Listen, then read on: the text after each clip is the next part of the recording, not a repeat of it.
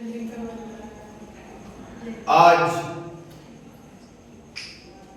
के समय में महापुरुष जिन्होंने हमें स्वतंत्र और गणतंत्र भारत में रहने योग्य बनाया है, जिनके कार्य, जिनके विचार आज भी हम सभी युवा पीढ़ी को प्रभावित कर रही हैं, जिनके उद्देश्यों को लेकर के भारत देश आगे बढ़ रहा है और विश्व में अपना परचम लहरा रहा है। ऐसे ही महापुरुष जो एकता और अखंडता, ईमानदारी और निष्ठा में विश्वास करते थे, जिनके अंदर मनुवादी शासन व्यवस्था के साथ साथ कौटिल्य की बुद्धि और शिवाजी की दूरदर्शिता एक साथ शामिल थी, ऐसे व्यक्तित्व के धनी सरदार वल्लभ भाई पटेल जी की आज पूरा भारत देश 150वीं जयंती हर्षोल्लास के साथ मना रहा है। ये ऐसे महापुरुष थे जिन्होंने अपना त्याग और समर्पण, निष्ठा और ईमानदारी के साथ सर्वस्व जीवन निर्वहन किया।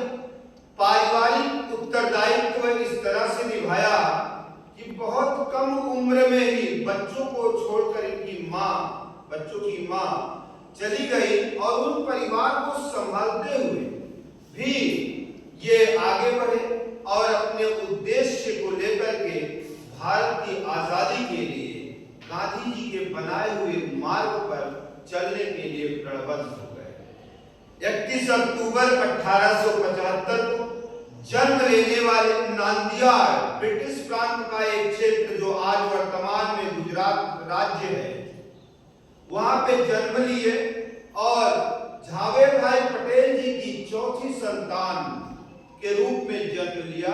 किसी को ये पता नहीं था कि आज जो जन्म लेने वाला या बालक आने वाले दिनों में टुकड़े हुए भारत देश को एकत्रित करके एक नए राष्ट्र के रूप में नवनिर्मित करेगा।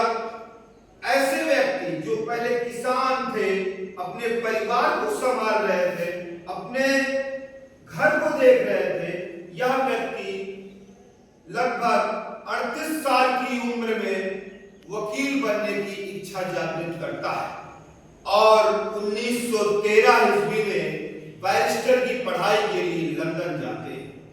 2 बच्चों के पिता, पत्नी ने जीवन में साथ छोड़ दिया, उसके बाद पढ़ाई की इच्छा, ये अपने आप में काबिलियत थी। साथ छोड़ने का पत्नी का तात्पर्य है कि वो इस दुनिया को ही छोड़कर चली गई। और जब 1913 ईस्वी में इनके द्वारा ये निष्ठा लिया गया, प्रण लिया गया कि जैसे गांधी जी, डॉक्टर भीमराव अंबेडकर जी, सब लोग बाहर जाकर के बैरिस्टर की पढ़ाई कर रहे हैं, तो यह किसान परिवार से संबंधित बालक भी डिग्री बैरिस्टर की लेने के लिए तैयार हुआ। 38 साल की उम्र थी और उस उम्र में पढ़ाई की इच्छा जगने का मतलब था कि यह आगे चलकर बहुत कुछ करने की इच्छा जागृत करेगा। और वो लंदन चले गए। 3 साल की जो डिग्री थी उसको न्यूनतम समय में ही पूरा करके वो बैरिस्टर की पढ़ाई कंप्लीट करके भारत वापस आए और पहली बार गांधी जी से प्रभावित होकर के 1918 ईस्वी में खेड़ा सत्याग्रह आंदोलन में राजनीतिक कदम रखा। देश की आजादी के लिए किसानों का शोषण हो रहा था, उस शोषण से ब्रिटिश शासन को बचाने के लिए जो पहल की उन्होंने, वो आगे चल करके गुजरात क्षेत्र में ही नहीं बल्कि संपूर्ण भारत में, यहां तक कि 30 वर्ष बाद ब्रिटेन में भी इनकी गूंज, इनकी बुद्धि, इनकी दूरदर्शिता का गुणगान कराया। जब 1923 में म्यूनिसिपल म्युनिसिपैलिटी का चुनाव हुआ तो ये अध्यक्ष के रूप में चुन लिए गए। राजनीतिक का दिन का धीरे धीरे बढ़ता गया। 1928 में जब गांधी जी के पास बारदोली की महिलाएं आई और उन्होंने कहा कि आप किसानों की समस्याओं का समाधान करिए, तो बारदोली की समस्या जो थी उस पर गांधी जी ने एक तो बात कही, अब तो आपके पास पटेल जी हैं, तो मुझे आने की जरूरत नहीं है, आप पटेल जी के पास जाइए। पटेल जी के पास जब बारदोली की महिलाएं गई और उन्होंने कहा कि बहुत ही अत्याचार ब्रिटिश शासन द्वारा हो रहा, कुछ करिए, तो गांधी जी की आज्ञा लेकर के पटेल जी आगे बढ़े और किसानों को ब्रिटिश शासन से वहां बारदोली में मुक्त कराया। जो टैक्सेस थे उन्हें अत्यधिक न्यूनतम करा दिया। पटेल जी की वाहवाही हुई और वो एक कद इतना ऊंचा बढ़ा कि वहां की महिलाओं ने उन्हें सरदार की उपाधि दे दी। अब वल्लभ भाई झावर भाई पटेल सरदार वल्लभ भाई पटेल के नाम से इतिहास में प्रसिद्ध हुए। जब गांधी जी ने योजना बनाई दांडी मार्च यात्रा की, तो उसकी संपूर्ण रूपरेखा का कार्य उत्तरदायित्व उन्होंने पटेल जी को सौंपा और जो दांडी मार्च यात्रा 24 दिन की गांधी जी ने 78 प्रतिनिधियों के साथ की, उसकी जो संपूर्ण कार्य योजना पटेल जी ने बनाई वह बहुत सुदृढ़ ढंग से हुआ और जिस डेट तारीख निश्चय की गई वो जहां-जहां रुकने का स्थान बनाया गया वो बहुत ही सुरक्षित था और आराम से जिस डेट को नमक कानून तोड़ना था उस डेट की पूर्व संध्या को 5 अप्रैल को ही जनमानस पूरा वहां पहुंच जाता है। एक कूटनीतिक बुद्धि थी और उनका व्यक्तित्व बढ़ रहा था और कभी उन्होंने किसी पद की मांग नहीं की, सबसे बड़ी बात थी। लेकिन वादा इतना बढ़ गया इनका कि 1931 के कांग्रेस अधिवेशन में इनको कराची में कांग्रेस का अधिवेशन का अध्यक्ष बनाया गया। उस समय अध्यक्ष इसलिए बनाया गया क्योंकि उस समय एक ऐसा दौर चल रहा था कि भगत सिंह सुखदेव राजगुरु जी को फांसी देश में दे दी गई थी लाहौर में, और ऐसे समय में कहीं भी कांग्रेस अधिवेशन होता तो इस दुनिया पूरा भारत जान रहा था कि गांधी का विरोध होगा और ऐसी स्थिति को संभालना बहुत ही मुश्किल है। गांधी का विरोध होने का मतलब कि एक बड़ा कुछ हो सकता है, लेकिन पटेल जी ने अपना नेतृत्व संभालने की बात की और कहा मैं इसको देख सकता हूं। जब गांधी जी के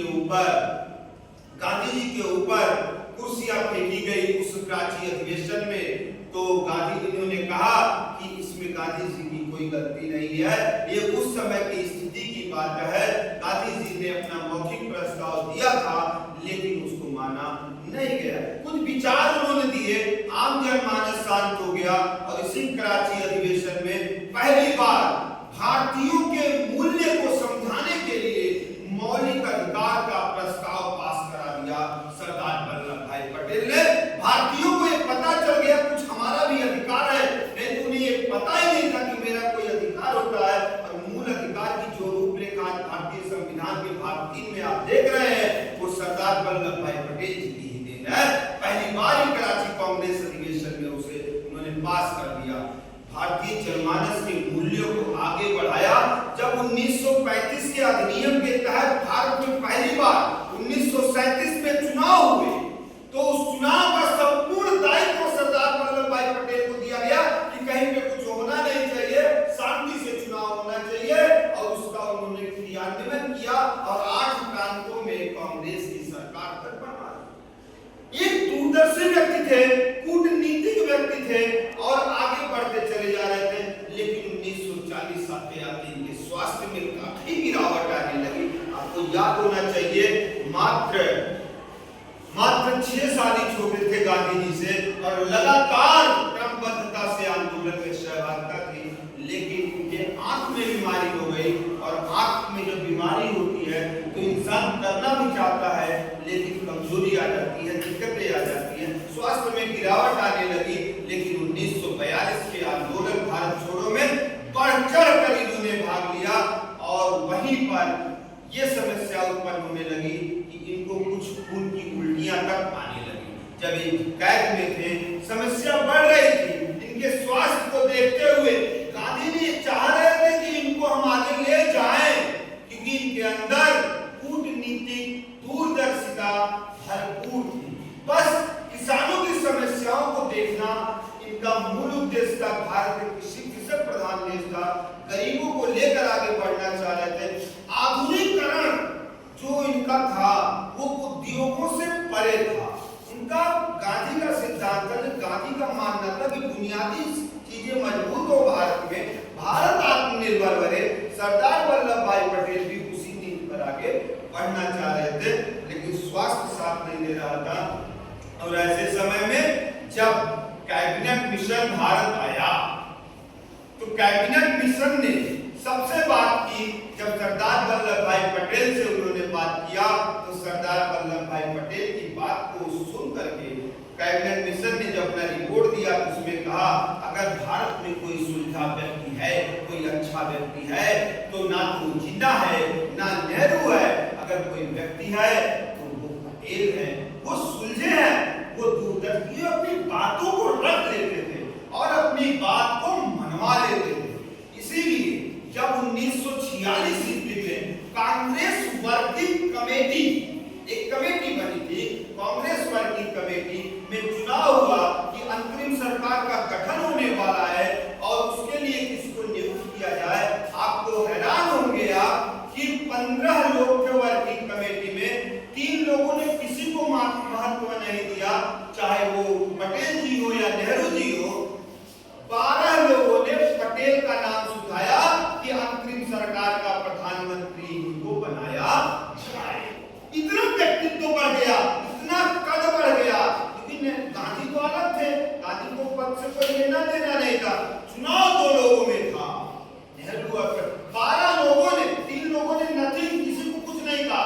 12 लोग शेष बच रहे हैं, 12 के 12 ने पटेल जी का समर्थन किया कि देश के अग्रणी जो नेतृत्व अंतरिम सरकार का वो कौन संभाले, पटेल जी संभाले। लेकिन फिर भी जब ये बात पता चली तो गांधी ने पटेल जी से बुलाया और कहा कि ये मेरी इच्छा है कि आप अपना नाम वापस ले लीजिए और नेहरू को अंतरिम सरकार का प्रधानमंत्री बनने दीजिए। पटेल जी ने कुछ नहीं सोचा, लोगों ने ये कहा, यहां तक कि जो मेरठ कांग्रेस अधिवेशन 1946 में हुआ, उस कांग्रेस अधिवेशन का अध्यक्ष जीवन राम, या जिनको हम कहते हैं जीवी कृपलानी साहब ने स्वयं कहा कि मुझे तो नेहरू का नाम गांधी के दबाव में आगे बढ़ाना पड़ गया, मैं तो नेहरू का नाम बढ़ाता ही स्थिति को देखते हुए पटेल जी का कद इतना ऊंचा हो गया। ऐसी स्थिति में फिर भी पटेल जी ने अपना नाम वापस ले लिया। गांधी जी ने कहा कि आप अपने स्वास्थ्य का ध्यान रखिए और आपकी उम्र 71 ईयर हो चुकी है, 71 साल के हो गए थे और स्वयं गांधी 77 साल के थे, क्योंकि 1931 में ये दोनों लोग आपस में बात कर लिए थे कि अगर गांधी से पूछा गया था कि अगर भारत स्वतंत्र होता आने वाले दिनों में तो क्या आप लोग कोई पद लेंगे दोनों लोग। कभी इन लोगों ने अपनी इच्छा जाहिर कर दी थी कि हमें कोई पद नहीं चाहिए, हम तो सिर्फ मरने से पहले भारत को एक स्वतंत्र राष्ट्र के रूप में देखना चाहते हैं और हम लोगों की कोई इच्छा नहीं है। आने वाले समय में जो हम लोगों से युवा रहेगा उसको ये दायित्व दिया जाएगा, क्योंकि बुद्धि और शक्ति दोनों की जरूरत नए भारत के निर्माण के लिए चाहिए। गांधी ने ये कहा कि पटेल जी दूरदर्शी है, पटेल जी कर्मठी है, पटेल जी समर्पण भाव है, पर और पटेल जी किसी भी क्षेत्र को अपने में मिला सकते हैं। अगर ये किसी पद में बढ़ जाएंगे तो शायद ऐसा उत्तरदायित्व का निर्वहन ना कर पाएंगे, इसलिए नेहरू जी को प्रधानमंत्री बनने दिया जाए। वो विदेश नीति, भारत क्या था, नेहरू के अंदर एक चीज आई थी कि वो विदेशों से उनका कांटेक्ट, मतलब अंतरराष्ट्रीय जो स्तर था वो नेहरू का बड़ा था। किसकी अपेक्षा अपेक्षा पटेल जी की, और पटेल जी की जो भीड़ थी वो सिर्फ भारत तक थी। और भारत तक गणतंत्र और स्वतंत्र होने के बाद क्या करना था, अंतरराष्ट्रीय स्तर पर बढ़ाना था। और सबसे बड़ी बात थी कि पटेल जी का स्वास्थ्य आए दिन खराब होता चला गया। और जब उस समय पटेल जी को भी थोड़ा सा धक्का लगा था कि लोग मेरे साथ खड़े हैं प्रधानमंत्री बनने के लिए, लेकिन गांधी जी जिनके मार्गदर्शक मेरे मार्गदर्शक हैं, मेरे आदर्श हैं, उनकी इच्छा नहीं है, तो उन्होंने कुछ बोला नहीं, मान लिया उनकी बात। लेकिन जब वहीं पे बात डॉक्टर राजेंद्र प्रसाद जी को पता चली तो उन्होंने एक लाइन में कहा कि ग्लैमरस नेहरू के आगे गांधी जी ने अपने एक और कर्मठी व्यक्ति को न्यौछावर कर दिया। मतलब लोगों ने इसका विरोध उस टाइम भी किया, ऐसा नहीं किया नहीं, लेकिन स्थिति कुछ और थी। तब गांधी जी ने एक अनाउंसमेंट किया था कि मेरी इच्छा है कि अंतरराष्ट्रीय स्तर का जो प्रभाव है वो नेहरू संभालेंगे, और इस क्षेत्र की जो व्यवस्था है कहाँ की, भारत के अंदर की, उसे कौन संभालेगा, पटेल जी संभालेंगे। और हुआ भी यही, गृह मंत्रालय और उप प्रधानमंत्री का उत्तरदायित्व पटेल जी को दिया गया, और प्रधानमंत्री का दायित्व दिया गया किसको, नेहरू जी को दिया गया। और इस तरह दोनों में आपस में विचार टकरा रहे थे, लेकिन स्वतंत्र भारत को आगे ले जाना था, देश को बढ़ाना था, इसलिए दोनों ने मिलकर काम किया।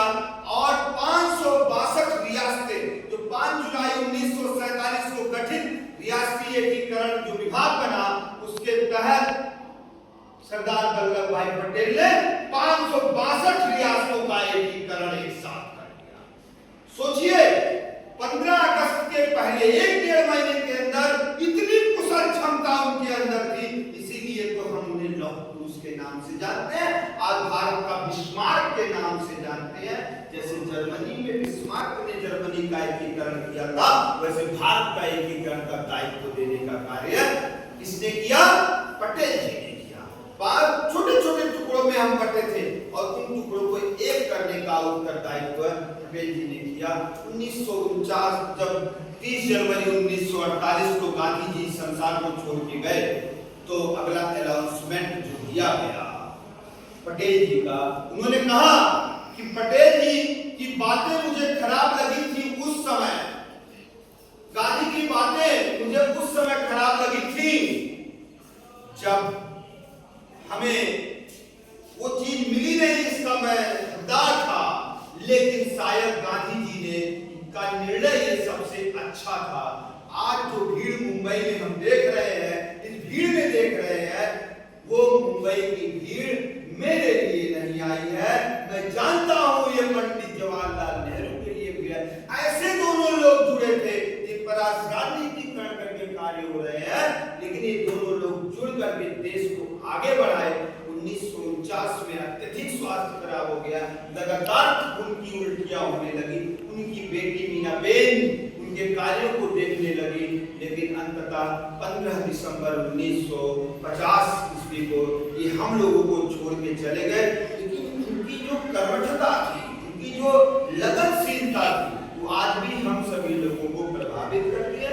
आज देश में 182 मीटर की ऊंची प्रतिमा, पूरे विश्व की सबसे ऊंची प्रतिमाओं में सरदार वल्लभ भाई पटेल जी की है, स्टैच्यू ऑफ यूनिटी। आप जानते हैं इस चीज को। और सबसे बड़ी बात, जो एकता का प्रतीक, अखंडता की, जैसे हम सत्य और अहिंसा की बात करते हैं तो जुबान पे एक नाम आता है मोहनदास गांधी जी का, वैसे अगर एकता के प्रतीक की बात नाम की जाए तो एक ही नाम याद आता है, और वो नाम पटेल जी का है।